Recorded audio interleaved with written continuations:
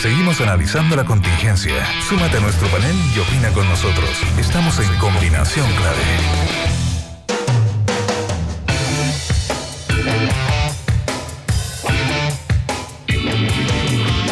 Almuerzo ejecutivo en el CID de Sheraton Santiago de lunes a viernes de 12:30 a 15:30 horas. Quiebre la jornada y venga a darse un verdadero gusto con un menú ejecutivo de 3 tiempos con bebidas de refill sin límite y a solo 17.500 pesos por persona. Todos los días algo diferente para disfrutar. Almuerzo ejecutivo en el CID de Sheraton Santiago. Más información al 222-335.000 o en sheraton.com/en/el-CID. Y la combinación perfecta de la confección italiana y el calce inglés, eso es Brooksfield. Usted conoce esta marca, viene desde 1971 desde Torino, la capital de la región de Piamonte en Italia. Llega Brooksfield, lo puede encontrar en Costanera, Casa Costanera, Portal La Dehesa y Alto Las Condes. Eres parte del panel, eres Combinación Clave. Está con nosotros ya como todos los martes Renato Garín. ¿Cómo estás, Renato? Buenos días, Fernando, está húmeda mañana. 2 temas quiero conversar contigo. A ver. Quiero dejar para el final el segundo tema, que es lo que parte el jueves en Hamburgo, que es la reunión del G20. Porque ahí yo creo que las chispas ya se sienten antes de que hayan llegado los mandatarios. Y antes, esta disputa en torno al río Silala, que Bolivia y Chile ha generado, se ha levantado muy fuertemente, mucho más allá de lo que está en la Corte Internacional de la Haya respecto a los tratados y los límites entre los dos países. Sí, vamos al conflicto jurídico primero. La verdad es que Bolivia tiene un caso bien interesante, porque Chile lo que dice es básicamente que Bolivia estaba usando argumentos sobre el agua que corresponde al Silala, que cuando uno dice río ya está tomando partido, que en realidad no es, dice Chile, un manantial de agua como dice Bolivia, sino que es un río, y un río que llega a Chile por pendiente. Entonces tienes 2 visiones del mismo asunto. Bolivia dice, esta es agua que surge de un manantial en un punto geográfico específico en Bolivia, y Chile dice, no, esto es un río internacional del cual los países que son irrigados por ese río pueden aprovechar esa agua. Y esos son 2 mundos completamente distintos jurídicamente. Si es un manantial de agua que surge en Bolivia, sería boliviana el agua. Sí. Si es un río por pendiente, es un río internacional. Y eso es lo que tiene que definir la Corte. Y eso es lo que presenta Chile en su memoria. Chile dice, básicamente, esto es un río, y muestra la cartografía, ¿verdad? Muestra la pendiente, y Bolivia va a contestar que es un manantial y que hay pendiente, y esto es interesante, que hay pendiente porque Chile hizo arreglos y construcciones para que haya pendiente en ciertos puntos geográficos del límite. O sea, intervino el río. Claro, intervino el agua. Porque de nuevo, cuando dices río, estás tomando partido por Chile. Ajá. Porque Bolivia niega la calidad de río internacional del agua del Silala. Y además hay un punto que se escapa, que es que ¿qué uso se le da en Chile a esa agua? Y hasta donde yo entiendo es agua que va a las mineras. Eso entiendo yo que es el uso mayoritario del agua del Silala. Y eso también va a aparecer en los argumentos bolivianos respecto a cuál es el uso que da Chile al agua. Después el tema político es más complejo. El tema político central es que en Bolivia Evo Morales se juega la continuidad del proceso. Y así de claro. Morales se juega la continuidad del proceso que lo llevó al poder y que ha permitido una serie de cambios estructurales en Bolivia. Él no puede reelegirse. Y están buscando la manera de reelegirlo. Una de las maneras que se dice es que renunciaría 6 meses antes y que quedaría el vicepresidente, que es el hombre, que es el intelectual orgánico del proceso, que es el hombre más inteligente del régimen de Bolivia, que es el hombre que controla por detrás, ¿verdad?, este operativo internacional sobre el tema marítimo y ahora sobre el Silala, que es Álvaro García Linera. Álvaro García Linera es el mejor político boliviano, es el hombre más educado de todo ese régimen, y es el intelectual orgánico que ha nutrido de tesis políticas al espectro político que tenía Morales. Y se habla también de que él podría ser el continuador directamente, él ser el candidato. También está Choquehuanca, como uno de los nombres que aparecen. Choquehuanca fue canciller, y ¿cuál fue la punta de lanza de Choquehuanca? El tema con Chile. Sí. Entonces, el tema con Chile es un tema dentro de Bolivia que gatilla una serie de emociones, Porque además, en Latinoamérica y en el mundo en general, Fernando, estamos en una época de hemopolítica. La política emo. O sea... ¿Qué es la política emo? Yo pensaba esto el domingo... ¡Hemos dicho! No, pensaba esto el domingo mientras sufría ahí con la impotencia que no podíamos quebrar la barrera de la defensa alemana. Pensaba, bueno, estamos en una época de hemopolítica, donde los políticos ya no le hablan al cerebro, no le hablan al corazón... No a la sangre. Ni le hablan al bolsillo, le hablan al estómago. ¿Sí? Al estómago directamente. Y en Chile lo vimos con estas primarias y lo vamos a seguir viendo en este proceso de campaña, donde una cierta manera de entender las emociones es lo que gobierna el lenguaje político. Y hay una frustración en las élites por no poder darle contenido lingüístico a determinadas emociones y sensaciones que creen ver en la ciudadanía y no saben cómo expresarla. ¿Sí? Y esa es como la frontera que habría entre la élite y la ciudadanía, por así decirlo. Que la ciudadanía siente algo que la élite no sabe decir. Entonces estamos gobernados por una especie de intento emocional. Bueno, es que eso que estás diciendo, que me parece súper interesante, es exactamente lo que ocurre cuando tú tienes procesos de cambios y los cambios todavía no son visibles. Así es. Y por lo tanto mucha gente no los entiende. Claro. Es un poco lo que decía Mirko Macari para referirse a la frase de Eugenio Tironi de que no había nadie a votar en la primaria. Claro. Él sabe que hay cambios, pero no entiende los cambios y por lo tanto no ve que la gente va a ir a votar todavía. Y por lo tanto está en una suerte donde la gente experimenta los cambios porque los que primero padecen las cosas cuando te cambian son las personas comunes y corrientes en su quehaceres diario. Pero lo padecen como si fuese una cosa que les pasara a ellos. Exactamente. ¿Ya? Individualmente, hasta que la cosa se masifica y ya entonces la élite la entienden que algo está pasando, pero hasta en ese interregno hay mucha confusión. Y que puede ser muy largo el interregno, porque además las élites, y te diría particularmente en Sudamérica, las élites han renunciado de facto a intelectualizar ese proceso y más bien lo que hacen es tratar de subirse al carro de las emociones. Y ellos mismos volverse voceros del estómago, y ellos mismos volverse voceros de una cierta emocionalidad. Y ocurre que es como buscar una piñata es buscar una piñata con los ojos vendados. Sí, porque tú tienes candidatos en todo el continente, acá en Chile los tenemos, digamos, que tratan de sintonizar con este malestar, con este sentimiento de inconformidad diaria, y de repente se dan con el costalazo de que esa emocionalidad no era tal, y que las clases medias no estaban tan enojadas de lo que podían estar supuestamente desde los ojos de la élite.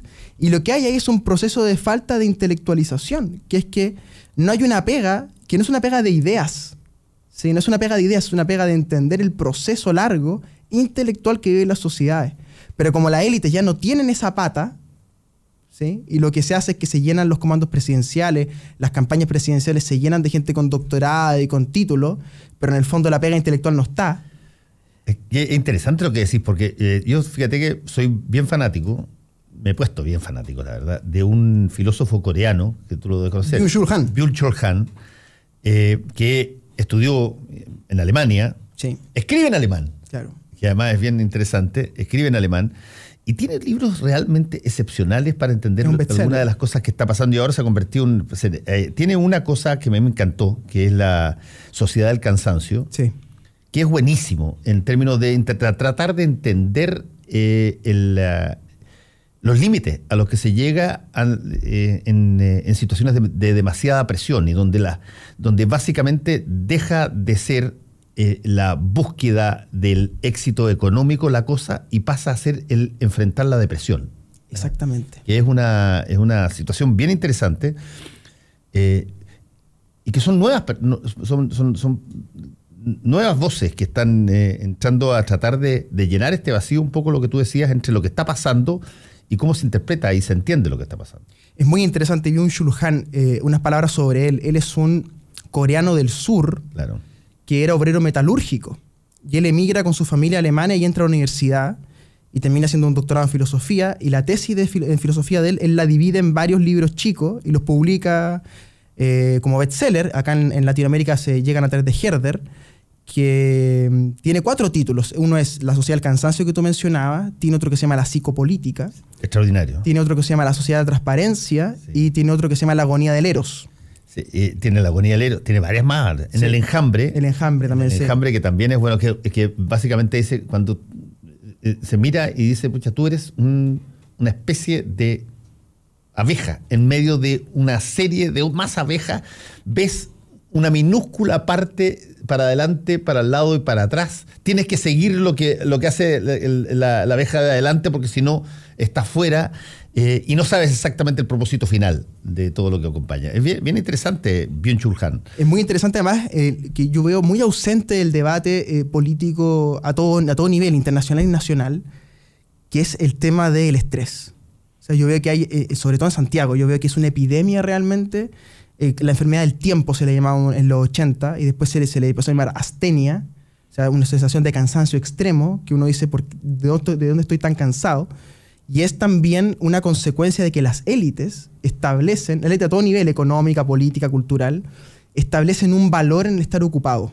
¿Sí? O sea, mientras más reuniones tienes, mientras más copada está tu agenda, mientras más lugares tienes que visitar, mientras más estás haciendo y más cansado estás, más vales. Entonces hay una especie de ratificación personal en tener la agenda copada. Sí, pero en el fondo dice Byung-Chul Han, en esa sociedad del cansancio, él dice esto, tarde o temprano, dependiendo de cuánto resista cada persona, pero siempre llega al mismo punto, hay un colapso psíquico, dice Byung-Chul Han, hay una especie de infarto psíquico, dice él. Y estos infartos psíquicos, dice, y esta es la tesis profunda, más interesante de él, les dice, ya no son solo individuales, ya no es solo el individuo que colapsa, se deprime y se va para la casa.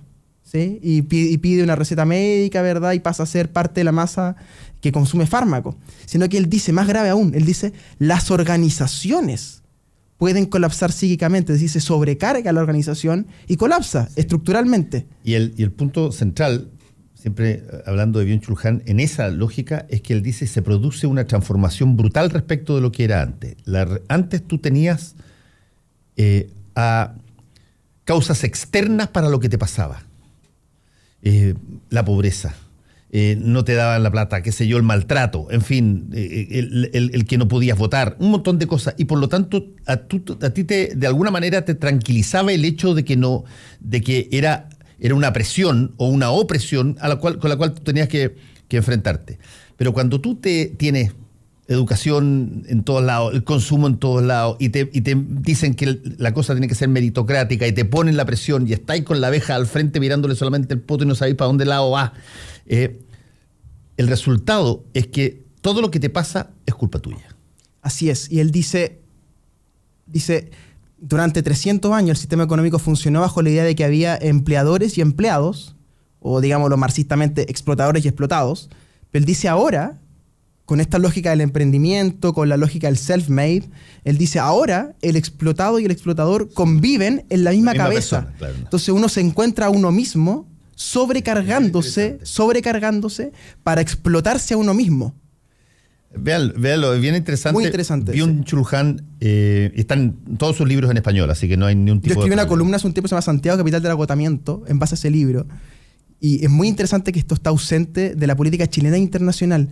La salud mental, psíquica de las personas, las epidemias de depresión, las epidemias de estrés crónico, no se ven en el debate. Sí, consumo fármacos y todo eso. O sea, los grandes líderes, te digo, Macron, Angela Merkel, para qué decir Trump, Theresa May, Rajoy, ninguno de estos habla de la epidemia de depresión de Europa, por ejemplo, o de la epidemia de depresión que hay en Latinoamérica. El único mandatario que yo conozco en Latinoamérica que hablaba de esto era Rafael Correa en Ecuador, que hizo un plan sobre depresión en Ecuador.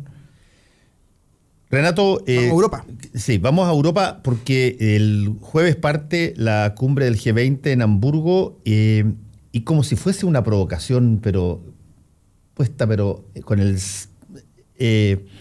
exacto timing, Corea del Norte lanza un misil ayer. Sí. Diciendo que además fue exitoso cuando, acuérdate que Donald Trump dijo que no le iban a aceptar más, que ya estaba lista y vencida la tolerancia a este tipo de cosas, justo antes de que parte la G20 en Hamburgo. ¿Qué se espera de ahí?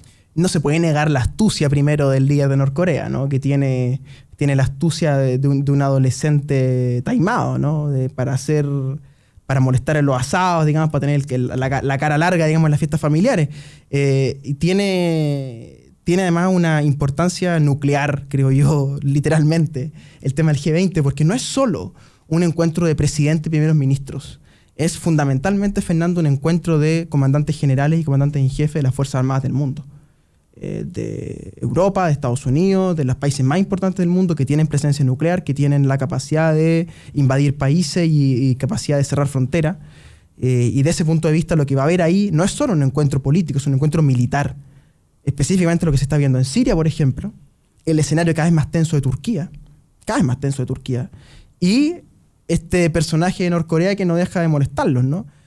Junto con el tema militar, el tema político es muy importante. Vamos a ver probablemente la alianza en forma ya en funcionamiento de Angela Merkel con Macron.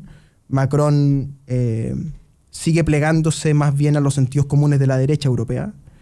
No lo veo ocupando un espacio del centro liberal como alguna vez él pensó, o como el mismo Carlos Peña acá en Chile dice ver que Macron está ocupando. Macron más bien me parece a mí un líder más parecido a la derecha tradicional financiera que a un líder centrista reformador. Y en ese sentido yo creo que el eje entre Angela Merkel y Macron va a seguir siendo, tal como lo ha sido durante estos últimos 15 años, quizá un poquito más débil ahora con Hollande, que tiene características particulares como líder, pero ahora con Macron se va a solidificar, que es la alianza Francia-Alemania con los bancos. ¿Sí? Porque el tercer actor aquí son los bancos.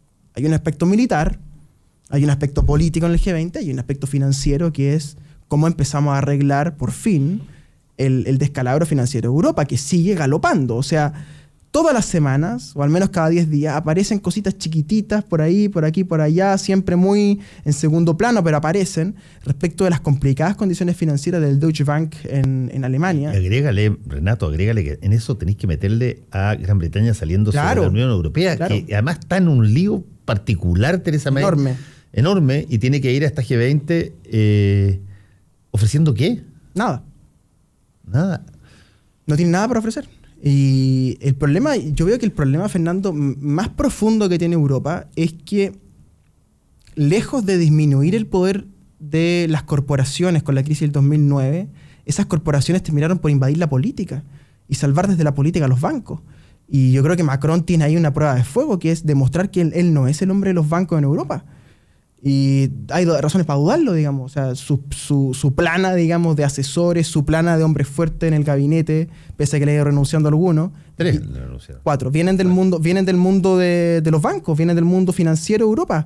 Y tiene ahí un compromiso, creo él, muy importante, porque fíjate lo interesante que es, saliendo Londres del pacto, va a haber una disputa entre Berlín, París y probablemente otras ciudades creciente en Europa desde el punto de vista financiero por hacerse esos capitales financieros que van a mudarse de Londres y que van a necesitar llegar a Europa continental para operar con el continente, digamos, internamente. Y eso está en disputa, y está en disputa entre Berlín, está en disputa París, está Madrid también, que yo creo que puede entrar a cortar, pero España está en un tercer lugar muy lejos porque está en una crisis política. Mariano Rajoy está con una petición incluso de veto interno. ¿Cómo lo atienden acá, don Fernando? Es que yo no tomé desayuno y me traen la señora Beatriz me trae un sándwich. Que es otra Beatriz, no se confunda. Es otra Beatriz. Bueno, entonces Macron está en esa posición crucial, que es ser el hombre que va a tener que hacer el Excel y ver cómo van a repartir el tema financiero. Y te digo, es un desorden enorme. La crisis de Grecia, si bien sale de las pautas, tú te has dado cuenta que se deja de hablar, pero sigue ahí presente. Hace rato se dejó de hablar de Grecia, pero yo lo interpreté, Renato, puedo estar equivocado, pero yo lo interpreté como una manera de decir, ¿saben qué? Sí, Grecia podía desequilibrar todo, pero la cosa se trasladó políticamente, no económicamente, políticamente a Londres. Sí. Y por lo tanto es mucho más importante lo que políticamente pueda pasar ahí que lo que económicamente pueda pasar en Grecia. Sí, y ahora yo creo que lo más complejo de esto, Fernando, es que en los manuales de ciencia política, en los manuales de política internacional que se enseñan en las universidades, vienen muchas cosas explicadas. Pero yo no conozco ninguno que explique cómo los bancos influyen en la política internacional y en las políticas locales. O sea, eso está fuera de todo manual, fuera de todo Maquiavelo, de todo Sun Tzu, digamos. El poder de los bancos hoy día en el mundo es una cuestión que no responde a ninguna racionalidad, no responde a ningún plan estratégico de ningún país. Es simplemente una especie de organización mutante con bancos transnacionales, con bancos que operan intercalados unos con otros, que se hacen encajes uno a otro y que terminan haciendo un dominó, un verdadero dominó financiero internacional, donde el último dominó que cae es el de las soberanías nacionales, pero estás condicionado permanentemente a actividades corporativas que tienen más poder que el PIB de cualquier país. Y eso nadie le quería poner ese cascabel al gato. Angela Merkel, tú te acuerdas que el 2009, cuando estalla la crisis, Angela Merkel fue muy dura y después tuvo que ir retrocediendo, al punto que tuvo que ella misma ser la vocera de ese mundo financiero que está cayendo en desgracia. Después Donald Trump en Estados Unidos es un hombre del mundo financiero, es un hombre de la especulación inmobiliaria y de la especulación bursátil. No es un hombre, digamos, que venga a reformar Wall Street, es un hombre que conoce esa lógica. Macron también. Entonces, ¿quién va a ser ese contrapunto a ese mundo financiero? Sí, en términos políticos es complejo porque además existe esta idea que se entroniza en la crisis del 2007-2008 en Estados Unidos, donde se acuña este concepto de que los bancos son demasiado grandes como para dejarlos caer, claro. Y lo que significa eso finalmente es que tú terminas pasándole una cantidad gigantesca de tu recolección de impuestos anual a financiar pérdidas creadas por los bancos en su apetito especulativo. Y eso es muy no se ha tomado en serio ni se ha mirado demasiado. No. De hecho, no sé si que hubo alguien que esté preso en Estados Unidos por la crisis financiera. De los grandes, de nadie. Los bancos, nadie. No, porque funcionan las omertás en este caso, ¿no? Funcionan los pactos de silencio, funcionan Además, hay un problema estructural, creo yo, que es que hace falta en el mundo, Fernando, un verdadero pacto internacional respecto de leyes bancarias. O sea, que haya un estándar mundial respecto de cómo hay que hacer entidades bancarias y cómo tienen que moverse. Hoy día es muy débil esa legislación. Y eso te incluye los paraísos fiscales, te incluye una serie de cuestiones. Y hay argumentos, incluso hasta filosóficos, bastante interesantes de por qué eso tendría que hacerse de alguna manera relativamente urgente. Mal que mal. Los bancos usan tu plata. Claro. Nuestra plata, digamos. No usan la plata de ellos. Así es. Para funcionar. Eso es lo más notable de todo, ¿no? Y lo usan doblemente. Una, prestan tu plata, no la de ellos. Y segundo, cuando están en problema, te piden de nuevo que lo salve. Y tú te fijas también, o sea, viendo de nuevo los forados del discurso político nacional e internacional, yo no veo en Latinoamérica, en Chile, en el mundo, alguna voz clara que diga, oye, ojo con los créditos de consumo, ojo con la hiperbancarización.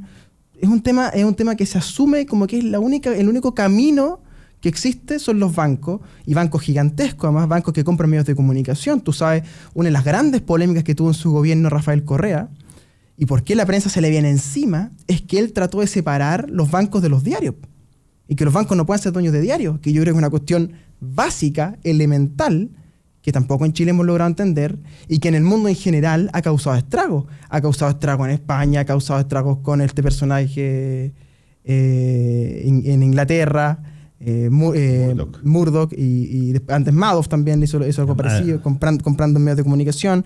Entonces, cuando tú tienes un poder tan grande, internacional, que funciona en paralelo a los países, con sus propias lógicas, con reglas menos estrictas, o sea, en el mundo es más fácil mover plata que cruzar una frontera. O sea, es más fácil en Chile, por ejemplo, mover plata. Bueno, que lo único que está efectivamente globalizado es el capital. Pero financiero. Sí. No sé, ¿verdad? Porque el capital industrial también es difícil moverse. Si tú quieres mover una máquina de un lugar a otro, te cuesta. Las aduanas te cuesta, una serie de procesos. El capital financiero, en cambio, fluye. Y ahí hay un punto central que Europa tiene que negociar con Estados Unidos también. Porque Europa, parte de su crisis económica focalizada en países como Grecia, Portugal, Italia, tiene que ver con el régimen del dólar. ¿Crees tú entonces...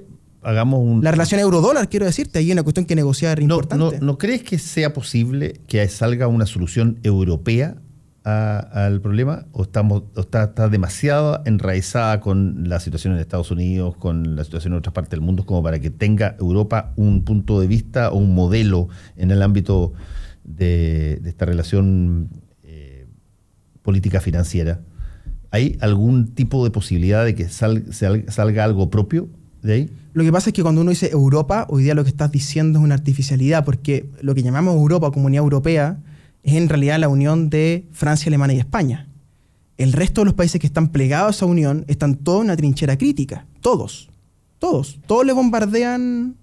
De hecho, video notable en YouTube esta semana, Juncker, el hombre que dirige el Parlamento Europeo, diciéndole a los parlamentarios europeos que son una vergüenza porque lo dejaron plantado en la sesión del Europarlamento y llegaron tres europarlamentarios a escuchar a Juncker. Ese es el estado de la organización política europea. Es una crisis profunda. Sin Londres, como capital financiera, tú no puedes hacer ninguna política real que tenga efectos reales, porque lo único que hace es que el capital se mueve de París o Berlín y cruza a Londres y se instala allá. Con eurozona, sin eurozona, en libras, no en libras, como tú quieras, pero van a cruzar. Lo que pasa es que la ruptura entre Londres y el resto del continente tiene una consecuencia grave, que es que impide la unidad de acción de Europa respecto a estas cuestiones, respecto a Estados Unidos, respecto al mercado financiero, respecto de China. Hoy día Europa va a funcionar como 2 o 3 unidades. Va a tener los ingleses, ¿sí? Va a tener el corazón de Europa continental, Francia, Alemania, España, y va a tener Putin con su enorme imperio ruso, ¿verdad? Con su moneda, con sus torneos de fútbol, con todo lo que tiene aquí para adelante. Divididos, po. Y son 3 facciones distintas, con 3 intereses distintos. Tú sabes, hay bancos rusos también. Hay bancos rusos que están metidos en la fiesta europea.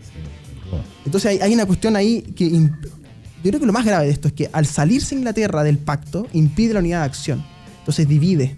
Y eso ayuda... ¿Qué ayuda? Ayuda a radicalizar el discurso de los euroescépticos, primero.